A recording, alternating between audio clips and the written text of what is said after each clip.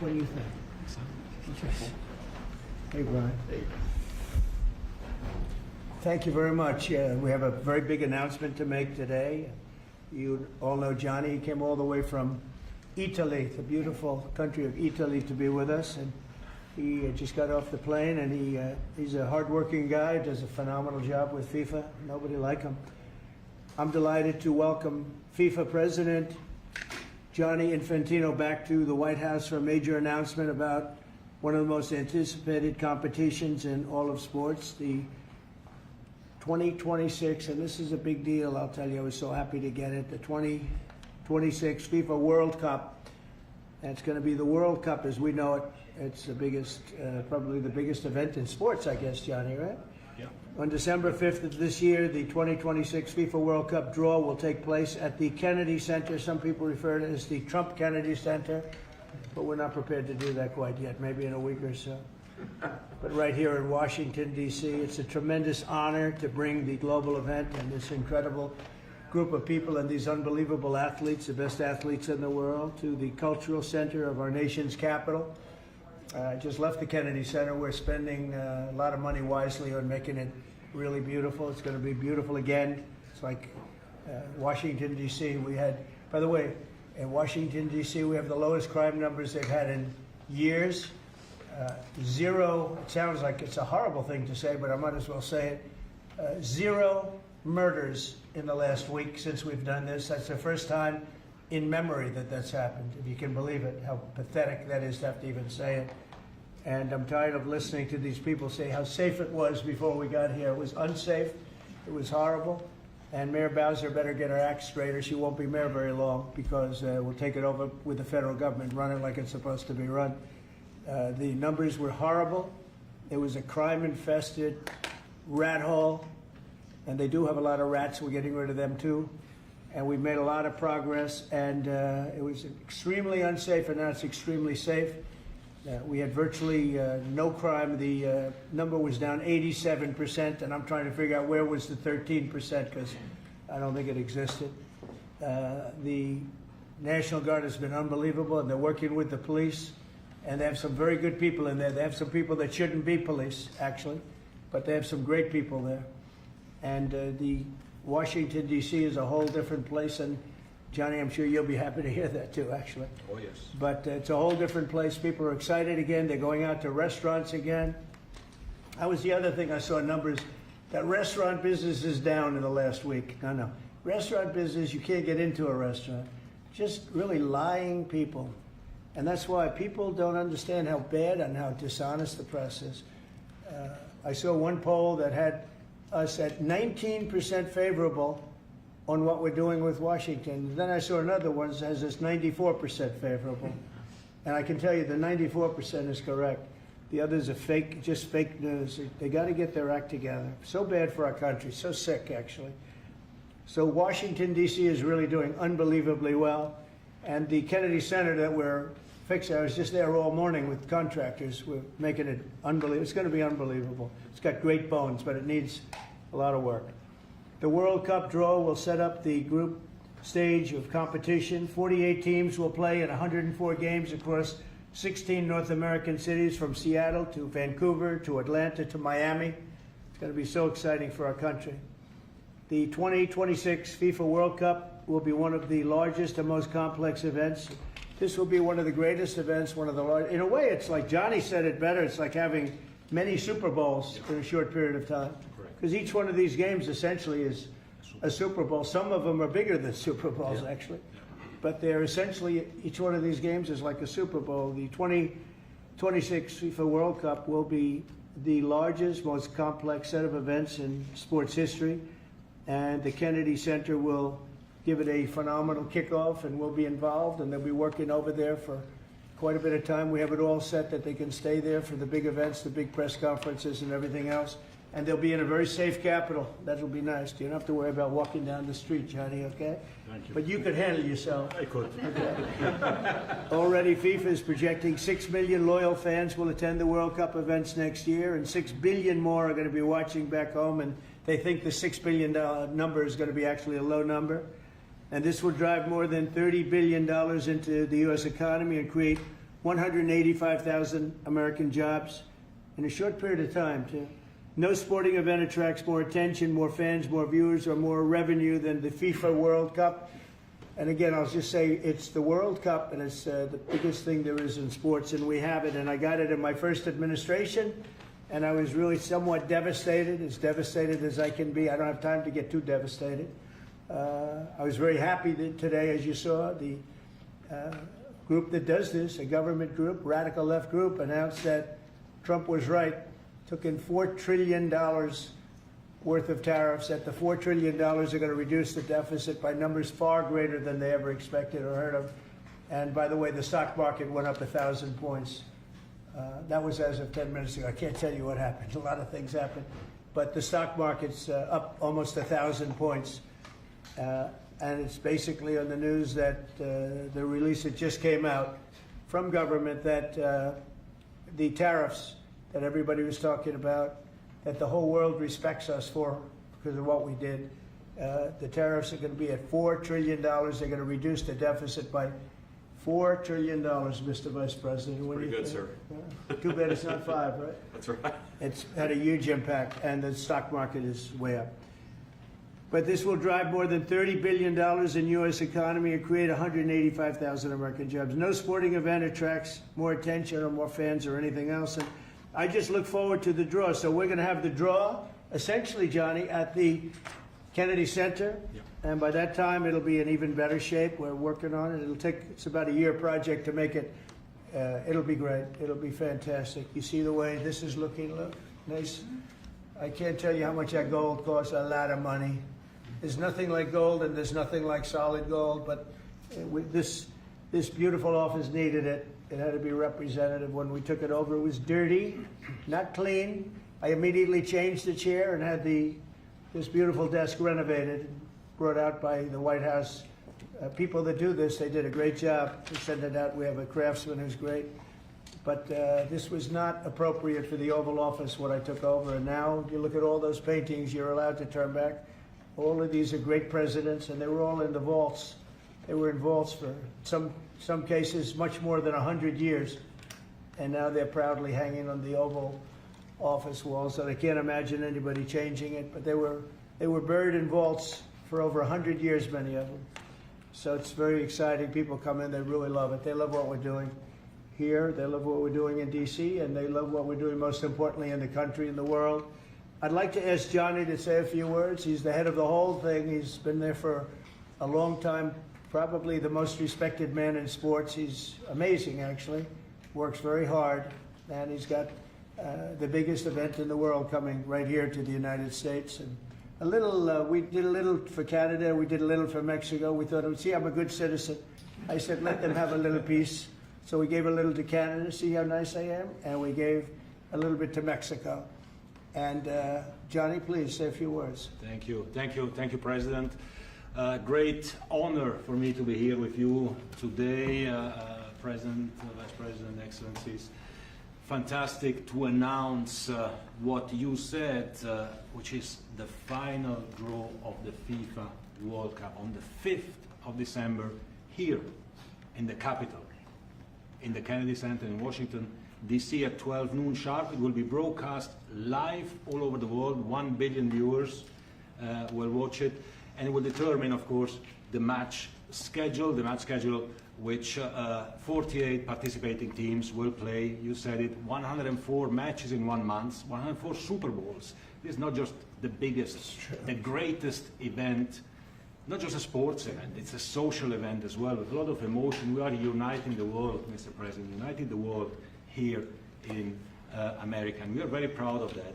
And those teams, those national teams who will come here to participate in this draw with their coaches, with their presidents, they will all be proud to be part of writing this history. And that's why we brought as well this, which is the winner's trophy.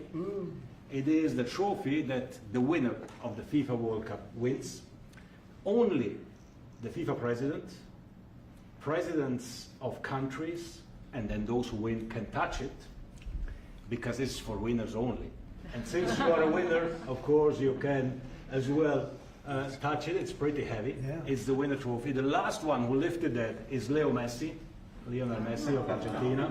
And here it is in the Oval Office in the White House. Can I keep it? What do you? Well, you can keep We're it not after giving the it World back. Cup. We're not giving it back. That's serious. Oh, It fits well. that here. goes very well on the wall right over there. We'll put it right below the angels. It fits well here. I That's think. beautiful. Yeah, You can that's, keep it until we have to give it to the next winner. That's fine. That's a beautiful piece of gold, I will say. That's beautiful. Yeah. So 6 billion viewers for the World Cup, 6 million coming to the matches, 30 billion economic impact, 185,000 jobs. This will be absolutely fantastic. The biggest event ever, and everything will start here in Washington D.C. at the Kennedy Center, or the Trump Kennedy Center. You'll see that how it will be called on the 5th of September at noon sharp. 5th of December, noon sharp. Then, if I may, Will they Mr. be President, doing most of the draws, all of the draws at the Kennedy? Well, how are you going to do that? Yes, we'll do that at the Kennedy Center. We'll do all the other meetings around it with the coaches, with the broadcasters, with That's the great. sponsors, everything at the Kennedy Center. The whole You'll be very World happy. Cup starts, and everyone will be happy Yeah. because everyone has qualified for the World Cup, and they didn't yet play a game, so they didn't lose yet the game. So they all think they can Yeah. become world champion, right? They'll all be happy. Exactly. Now, By the way, an example, supposing we had a week ago when everybody was being killed and mugged and everything else, despite the phony numbers that were given out, that it was getting better. Brian, do you believe it was getting better or getting worse? Oh, the crime was getting worse. I mean, I was robbed. It was getting way What worse. after? How did the other guy come out? Well, he came out with my briefcase. Yeah, with your- Yeah, so, Robert 1, Brian 0. No, but can you imagine, you do this and then you start hearing that they had a 20-year reduction of crime. It was worse during the Biden administration than anybody's ever imagined possible. And I guarantee you, he wouldn't be here if those numbers continued. But now we have total safety, we have total security. And for the border, in 3 months, 0 people. These are done by liberal people that do these charts. 0 people came through our border in the last 90 days. Can you believe it? 0. Last year we had millions of people coming in. And they came in from the wrong locations. They came in a lot of people that shouldn't be here. So now when we have this event in December, it's going to be very safe. Johnny, you can walk Yes. down the street with your beautiful wife. yeah, You can take her to dinner if you can get a reservation, which I doubt. and they are all full, the restaurants. I know. They're all full. I heard that too. The restaurants aren't.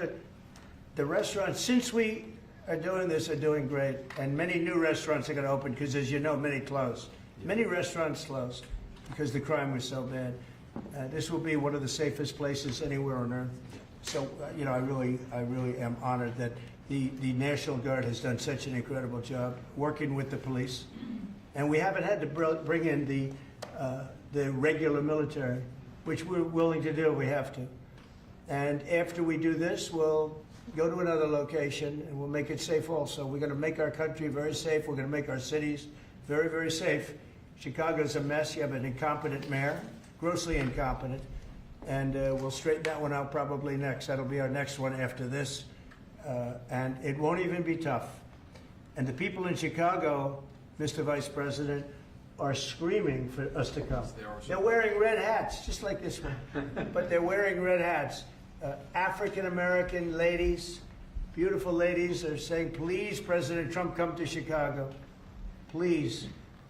I did great with the black vote, as you know, and they want something to happen. So I think Chicago will be our next, and then we'll help with New York, and we're going to help with.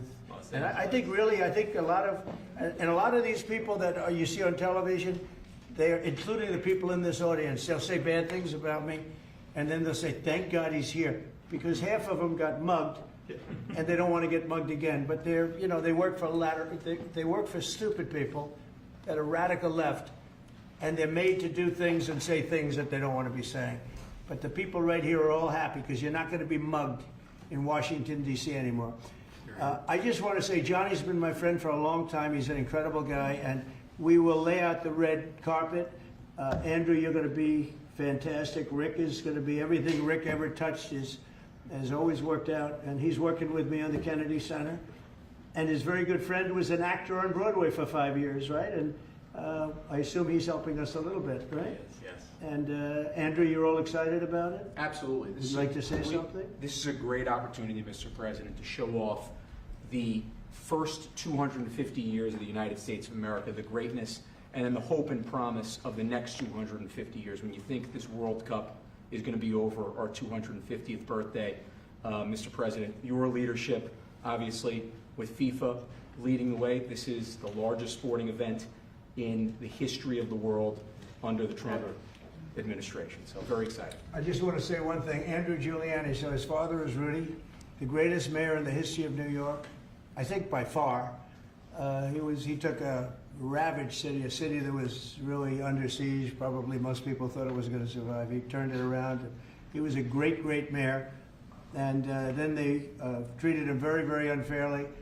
You go back and tell your father all of the things that have come out over the last couple of months through Tulsi and through all of the people, Cash, everybody. They've proven your father 100% correct. His father was treated so unfairly.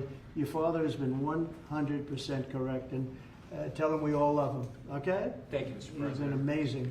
What he had to go through was very, very unfair, nasty. These are bad people. Mr. Vice President, would you like to say something? Well, sure, Mr. President. Thank you, and thanks to Johnny for being here. We're very thrilled about the World Cup. Just to echo something the President said about crime in Washington, D.C., this is the national capital of the greatest nation in the world, and we had murder rates just a few weeks ago that rivaled some of the worst third world cities anywhere, even in very, very poor regions of the world. Why did we accept that? Why did we allow it to happen? We allowed it to happen because we had broken leadership in Washington, D.C., and unfortunately sitting behind the Resolute desk. What we have shown in just under 2 weeks of taking law enforcement seriously is that the American people can have their streets back if their leadership is willing to put in the time and the resources. Mr. President, you've shown in Washington, D.C. that we can have safe streets again. We've just got to have the political willpower to focus on the bad guys and to give the American people back their communities. We are focused on doing that thanks to the President's leadership. Thank you. And that's a really very small percentage. It's 2%, 3%, but that 2% and 3% wreaks just havoc throughout a community.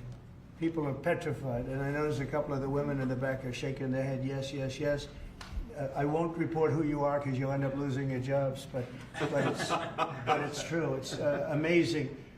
And the police, and you look at the D.C. National Guard, I saw pictures of them last night getting off vans and all, and I saw some bad ones running, but they're not running so much anymore. They're not there. They're just not even, they're not even trying. You're totally safe. Now, there'll be something happening sometime. I don't know. Maybe it won't be for a long time, but this was every night would get reports of people being mugged and killed.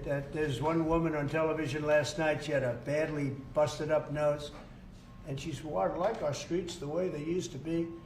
And she thinks it's going to happen like by doing nothing. And they say, what happened to your nose? She got slugged by a guy walking down the street, slugged. Her nose will never be the same, I guarantee you, unless it takes a pretty good turn.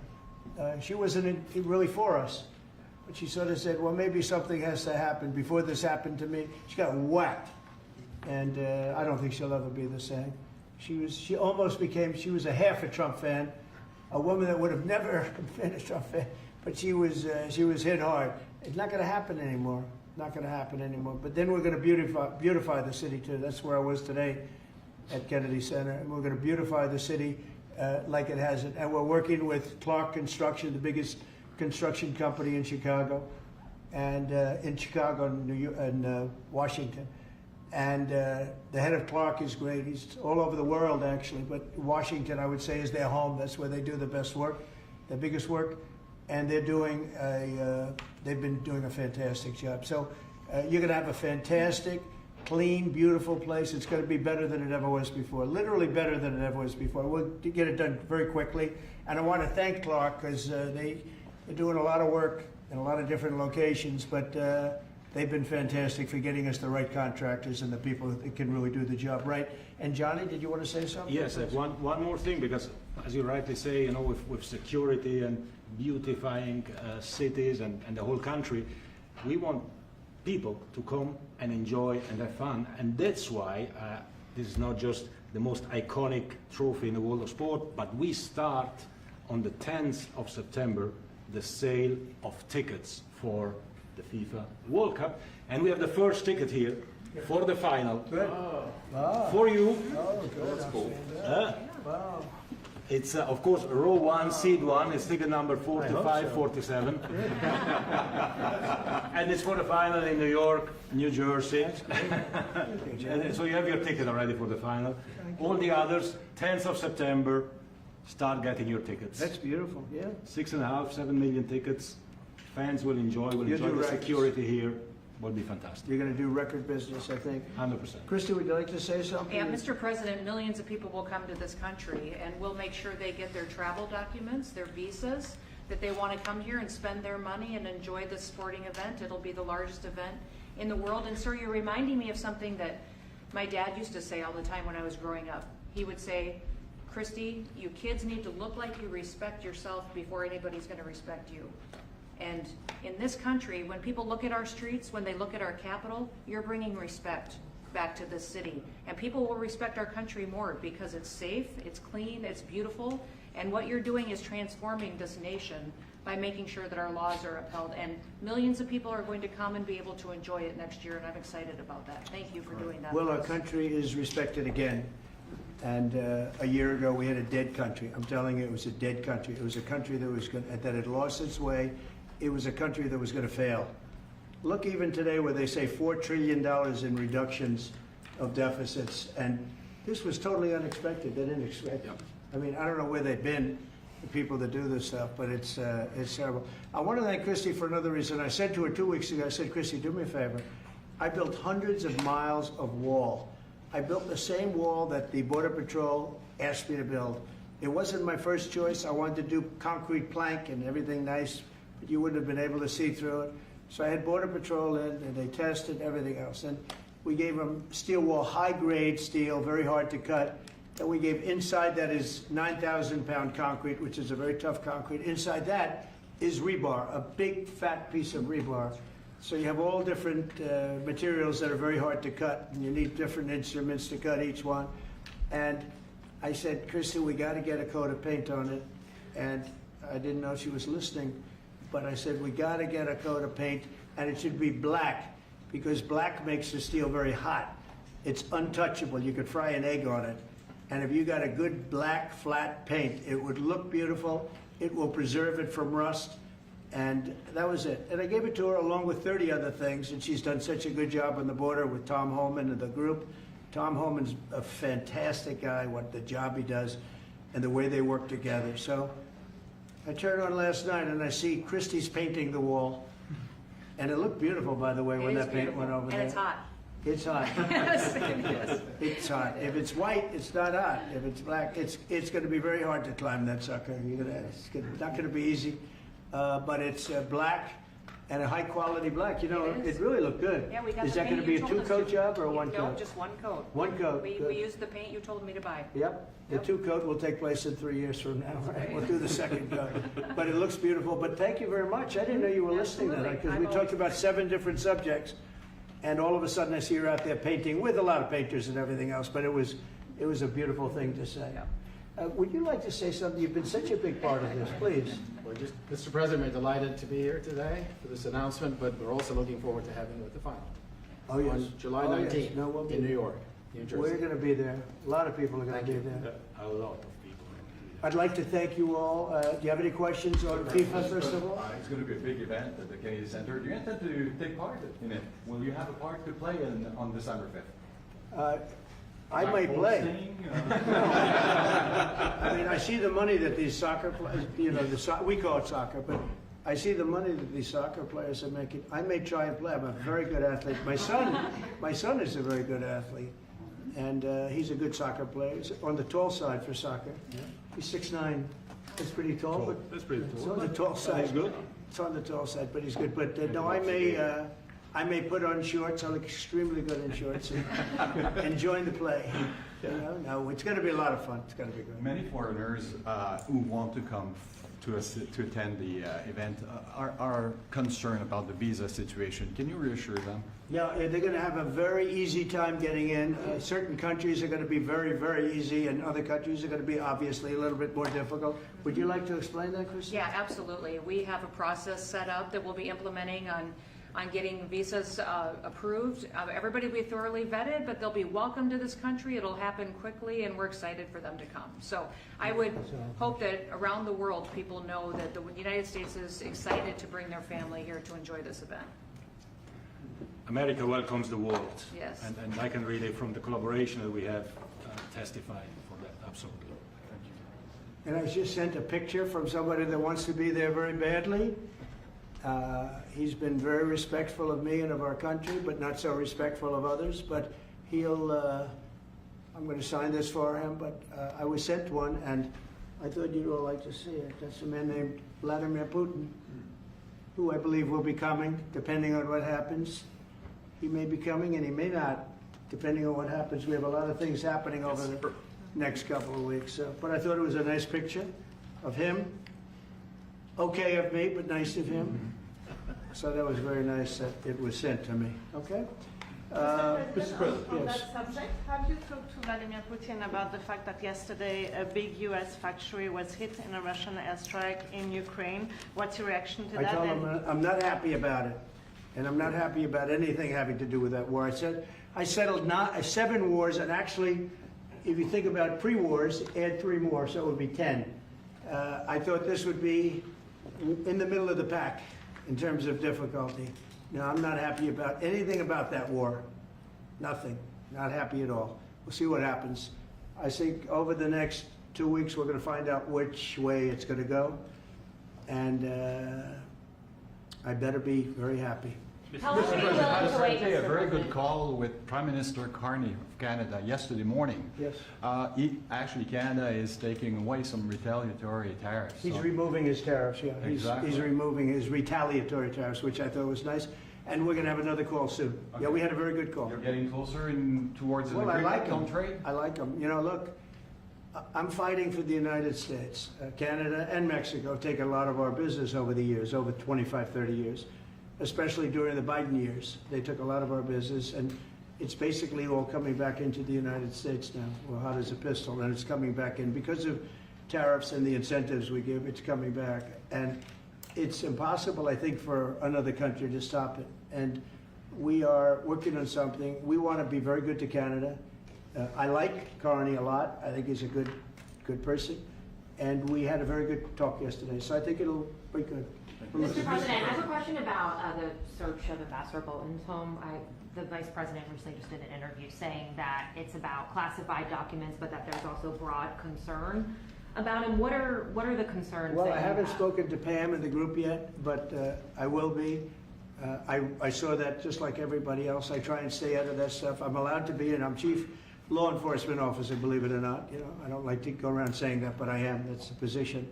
But I purposely don't want to really get involved in it. I'm not a fan of John Bolton. I thought he was a sleazebag, actually.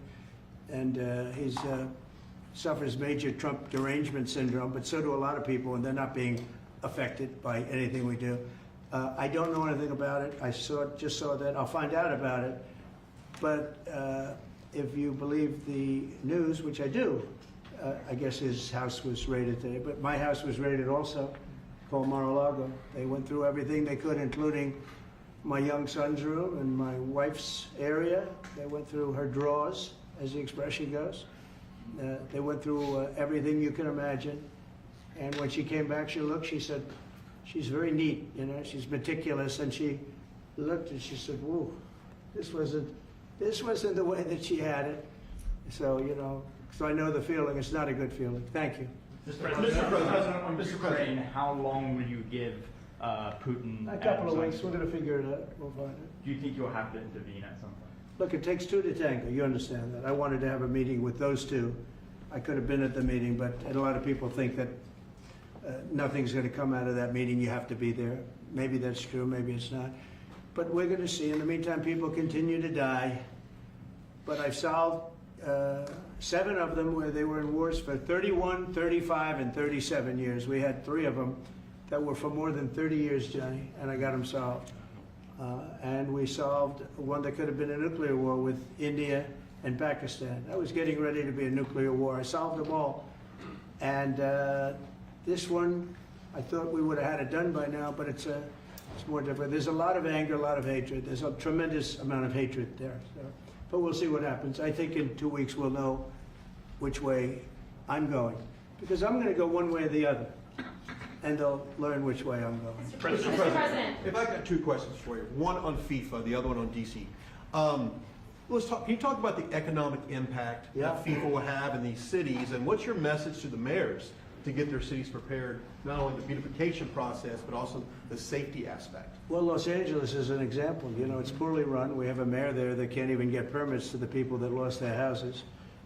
Lee Zeldin got every permit. The hardest permit is the federal permit. Within 20 days, every single permit was there for the people to build their houses. But people are writing us and they're saying they won't give us. The mayor is incompetent. The governor's incompetent. You know, Gavin, I know Gavin very well. He's an incompetent guy with a good line of bullshit. And he doesn't get the job done. And frankly, those people want to build their houses. It's terrible. They could have been built. Some of them could have been built already. But think of it, the federal government that has the most complex part, and it's the most complex environmental thing to do. We got it, everybody had it within 30 days. And they're not even close to getting their permits. And now they're talking about taking some of those sites and building low-income housing on them. These are high-end neighborhoods. And I'm all for low-income housing. I built a lot of low-income housing. I know all about 236. I know every program that there is in the government. I used every one of them. I know more about low-income housing than probably almost anybody. And it's great. It's fine. It's wonderful. But you don't build it in Pacific Palisades. You don't build it there, and you don't build it in the other areas that burn down. So they're talking about putting up low-income housing. And you talk about riots. They're going to have riots if that happens because you're taking the people's property away. They want to build their houses, and they're unable to get permits from the mayor and from the governor. And that's a terrible thing. But, and let me tell you, if I didn't send in the troops in Los Angeles, Johnny wouldn't be in Los Angeles. You wouldn't be having your World Cup there. I sent in the troops, and we kept it. And even the police commissioner, the sheriff and the police commissioner, they all said the same thing. They said, we could have never handled what was happening. You saw that, you were there. He said, we could have never handled what was happening. And then you hear Gavin Newsom, after it's all quelled, you hear Newsom get up and said, we could have done this for ourselves. No, they couldn't have. And if they could have, I wouldn't have taken the chance either. Okay, my second question is on crime prevention. Would you be open to expanding the national concealed carry to apply to D.C. like it does in other states like Texas? Yeah. Well, they have it in some states, and they feel strongly about it. You know, as you know, I'm in favor of it. People have to protect themselves. I'm a Second Amendment person, very simply. People have to be able to protect themselves. Especially like in Washington, you walk down the street, a guy comes up and slugs you. He's got a pistol in his hand. You can be tough, you can be in great shape, you can be a powerful person, or you can be a guy that weighs 100 pounds with a gun in your hand. Right. And I'll bet on the guy with the gun 100% of the time, right? And so you need protection. So I'm a Second Amendment person all the way. Yeah, please. President Trump, you said this morning that you were working with Congress to get $2 billion to help clean up DC. Have you had any conversations with Mike Johnson and John Thune about where they're going to get that money from? Which money? You said this morning that you're going to get $2 billion from Congress to help clean up DC. Yeah, I've spoken to Mike Johnson. I've spoken to John Thune, the Senate, the House, and I think it's going to be very easy to get. It's going to be not a lot of money. I wouldn't even know where to spend the number that you mentioned, but it's going to be money to beautify the city. Yeah, they're ready. Everybody wants to save D.C. In one way, it's the easiest. The violence was more than any other city in the country, actually, by far. It may have been more than any other city in the world, if you could think. You know, we looked at some of the worst cities in the world, it was worse. And that's why it angers me to see the mayor saying about how they have it on the slide. Not on the slide, it was worse than ever. Yeah, we have no problem getting that money. That money will come out of Congress. I think it'll be even bipartisan. That is the plan. I mean, I would imagine Democrats would vote for that one. Is the plan to get it before the September 30 spending deadline on the Hill? Well, I don't know if there is a deadline, because if I declare a national emergency, which this was, that ends the deadline. So, I mean, I keep seeing about a 30-day deadline, of which we have 22 days left or something. But if I think we're in great shape here, that's one thing. But if I don't, I'm going to just say it's a national emergency. And if I have a national emergency, I can keep the troops there as long as I want. If people are not going to want to have the troops on, in 30 days, you know, it's one thing to get them out. It's another thing to keep them out for a long period of time. You've got to train people. You can't do this. You can't bop people over the head. And a lot of those people are in courts right now, going to court. They're going to go to jail for a long time. So that's going to take more than 30 days.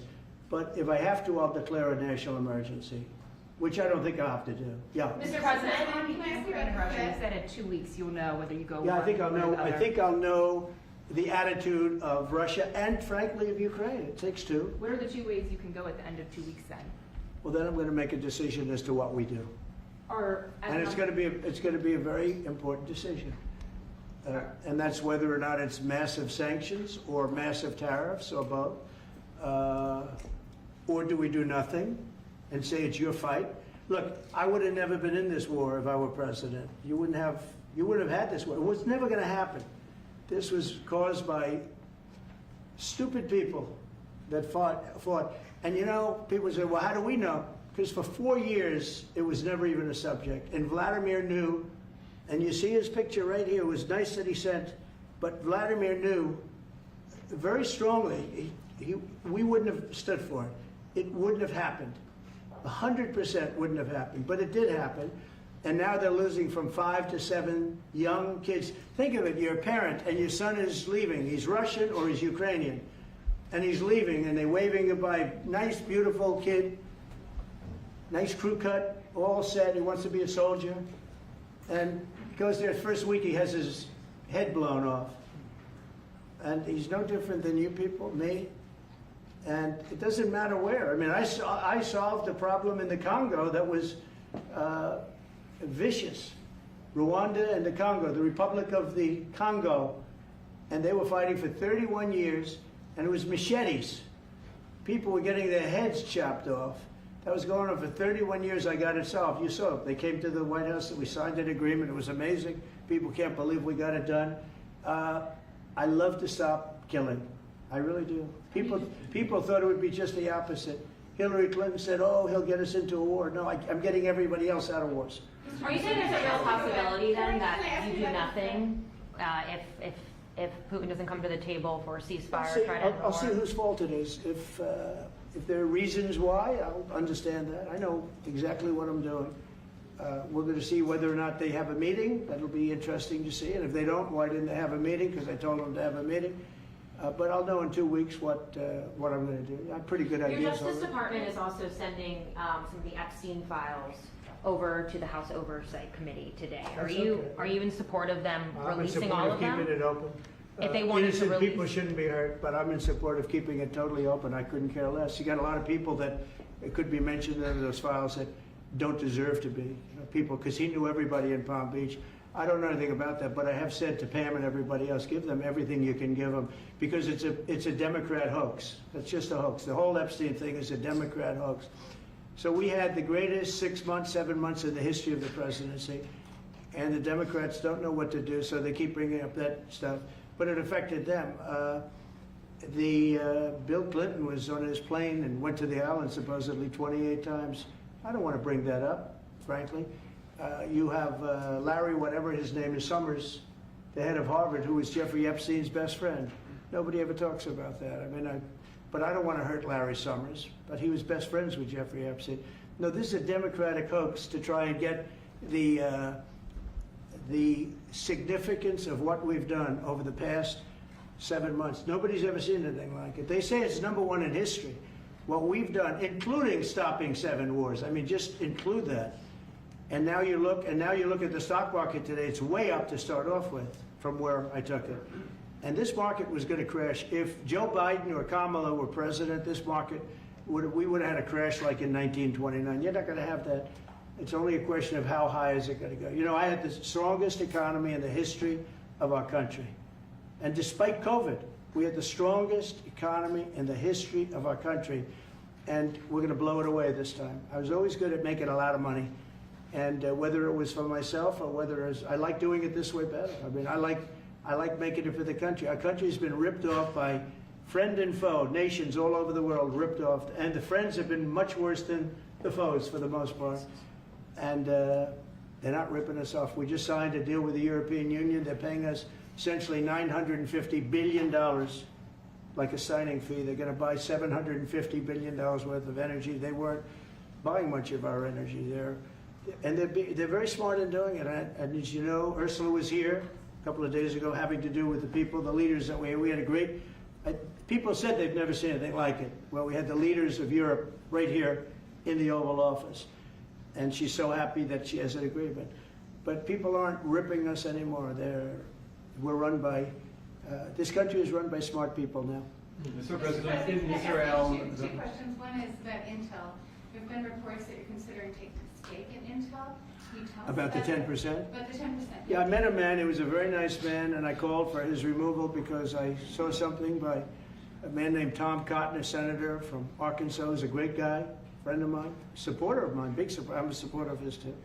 And he wrote a pretty nasty story about the head of Intel.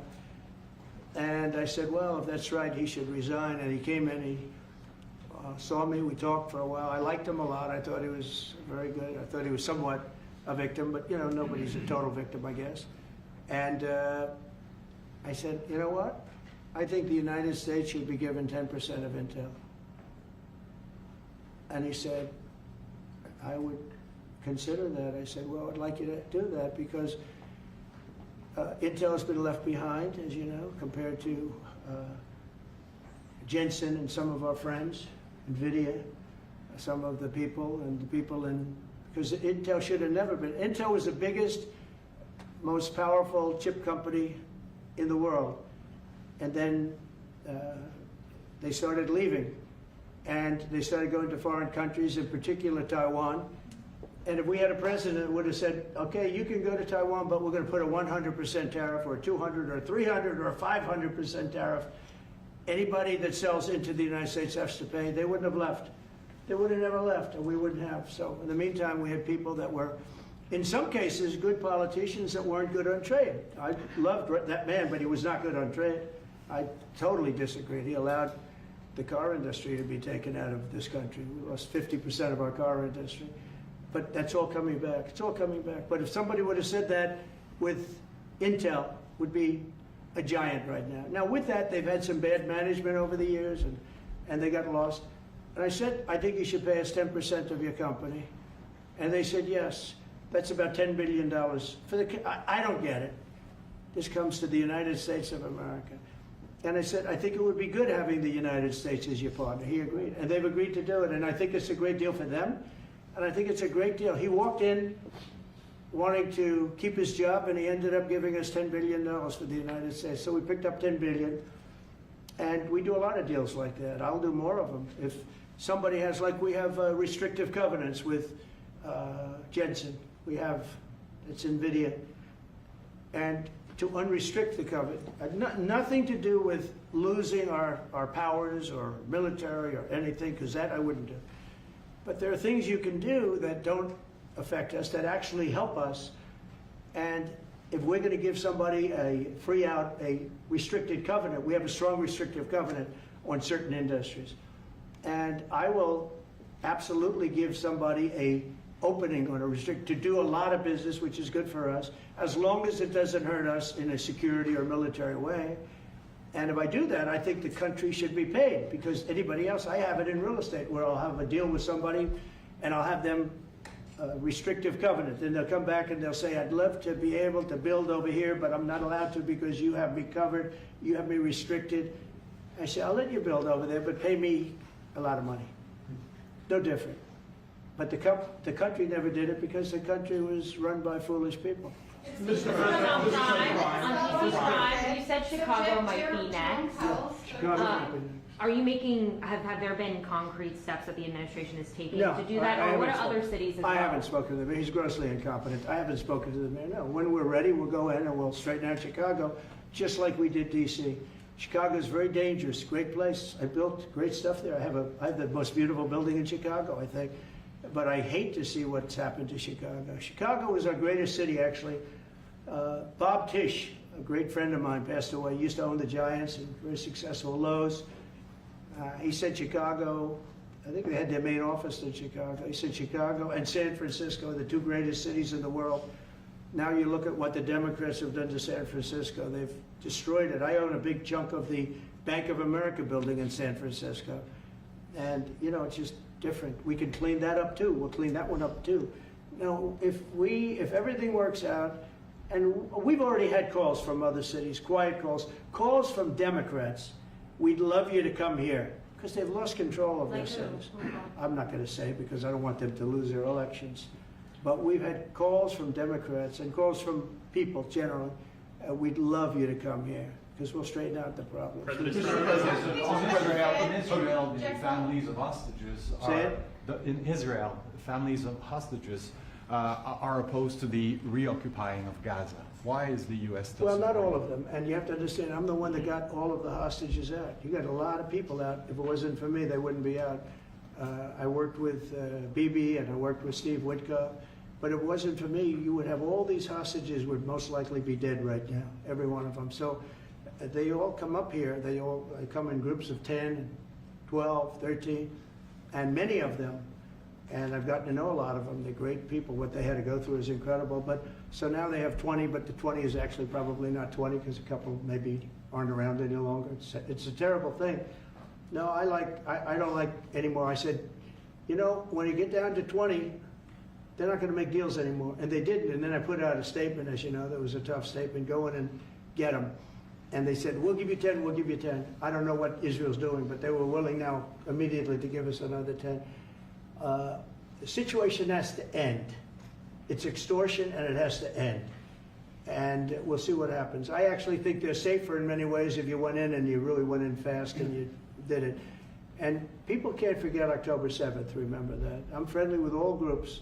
I won the Arab vote in Michigan. I did so great with the Arab vote, remember? I started off at 0, I ended up winning. I wouldn't say the candidate was the greatest, but I would have won against anybody. They're great people. But we have to do things properly. And you know, I'm very proud to say I got the hostages out. You have hundreds of people that are living now because of me.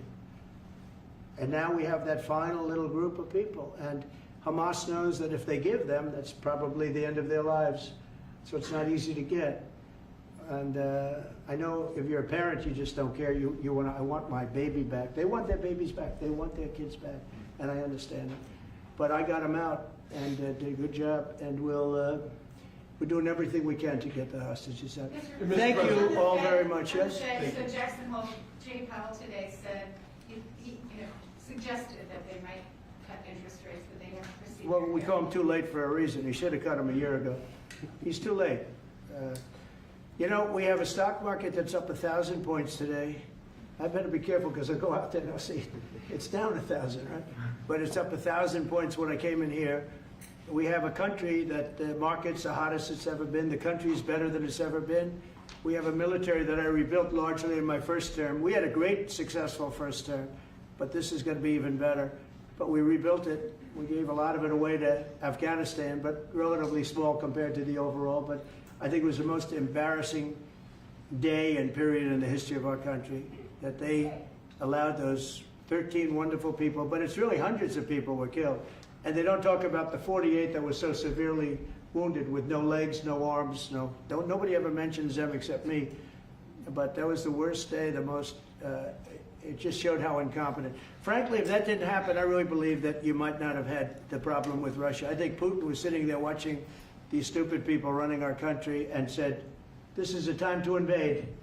It's, this is a time. And then Biden made the statement, well, he can do a small incursion. When he said that, it was off to the races, right? When he said he can do a small incursion, remember that? I was surprised he knew the word incursion. I didn't think he had that good of a vocabulary. I want to thank everybody. It's very important to me and to everybody up here, the World Cup. And Johnny has been so incredible. I mean, he's really a great leader. I mean, to think, I said, Johnny, do it by phone. You don't have to come. No, he said, I'll come. And he flew all night long to be here and listen to this about how great we're doing in D.C. But he's a fantastic leader, and this will be your most successful World Cup ever. Thank you, Jim. Thank you so Make much. America win. Yeah, can we win it, Mr. President? I don't know. That's I watch some of those teams go around. They go down that field. I don't know. But let me ask you: what chance does America have of winning? Well, the home team always has a good chance to win. It depends See, how he's it a good starts. diplomat. No, but there's some good Well, we have a players. shot. We have a- yeah, we have- of course, you have a chance. You have a Will chance. Bear be going to any of the games, Mr. President? I'd love to have him. He'd love to. He's very tall. Maybe we could make him a goalie. The goalies are very tall now, right? I Yeah, know. goalies are very tall. The goalies, well, he'd be a perfect goalie. At his, 100%. at his height, he'll be a great Yeah, goalie. exactly. So we'll put him on the American team. Yeah. No, but Good do goal. the Americans have a chance of like getting into the quarterfinals? Yes, right? definitely. No, Yeah. the quarterfinal definitely. But then, as the tournament goes on with the public 250 years of the United States, let's not forget, they will all feel Yeah. energized about that. You know, it's amazing. The talent is really great when you watch these things. I went to the game 2 weeks ago, and it was a big upset. But you look at these people; the way they pass it.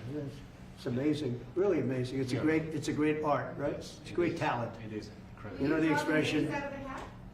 It's a what? Will you draw the names? Ah, of the that's- matches? Will you- I don't know. That's That's something. an He's the boss. That's an interesting proposal. He's the boss. Well, We'll discuss that. it's going to be great, and I think the American team is going to do well. I mean, I hear it's a very good team. Good luck, everybody. Thank you very much. Thank you. Thank you so much. Thank you guys. Luck me along. Thank you guys. Keep a lot of those Thank you guys. Thank you. No, I just got Keep one. moving. Thank you. Thank you guys. We're done. We're done. Thank you. It was a nice photo. Thank you very much, everybody. You guys keep moving. Thank you. Andre, this guys way. keep Everyone moving. forward this way. Thank you, everybody. Keep moving. Thank you. Thank you guys. Keep moving. Thank you, guys.